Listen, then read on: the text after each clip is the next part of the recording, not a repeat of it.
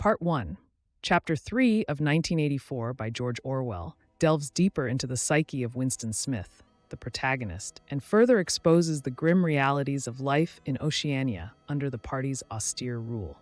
This chapter is particularly significant for its exploration of Winston's past, his subconscious resistance to the party's doctrines, and Orwell's underlying critique of totalitarianism.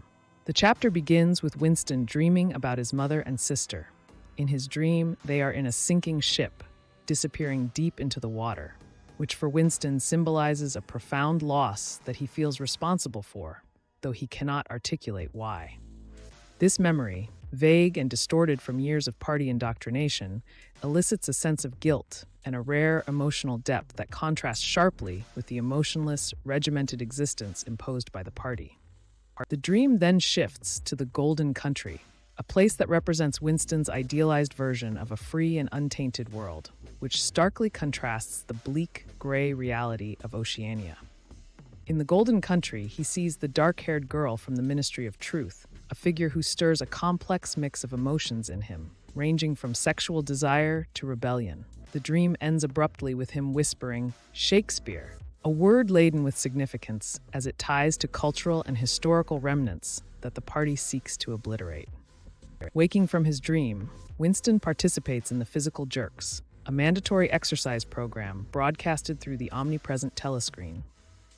During the exercise, his mind wanders to a childhood memory linked to the early years of the party's rise to power, further illustrating the pervasive reach of the party into every aspect of personal and collective memory.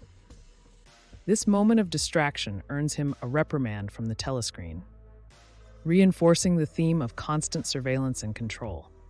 The analysis of this chapter illuminates Orwell's critique of totalitarian regimes, particularly their endeavors to manipulate and control history, memory, and individual thought. Winston's fragmented memories and his yearning for a nebulous past highlight the human cost of such regimes, underscoring the loss of personal identity and historical continuity. The concept of the Golden Country serves as a metaphor for lost freedoms and the innate human desire for beauty and truth, elements that the party works tirelessly to suppress. Moreover, Orwell touches upon the alteration and destruction of the past as a means of control, as Winston grapples with the veracity of his own memories in the face of party propaganda. This theme is epitomized in the party's claim to have invented the airplane, demonstrating the dangerous power of totalitarianism to rewrite history and the existential threat it poses to objective truth and individual freedom. In summary, Part 1, Chapter 3 of 1984 not only advances the narrative, but also deepens the reader's understanding of Winston's internal defiance and the oppressive reality of life under the party.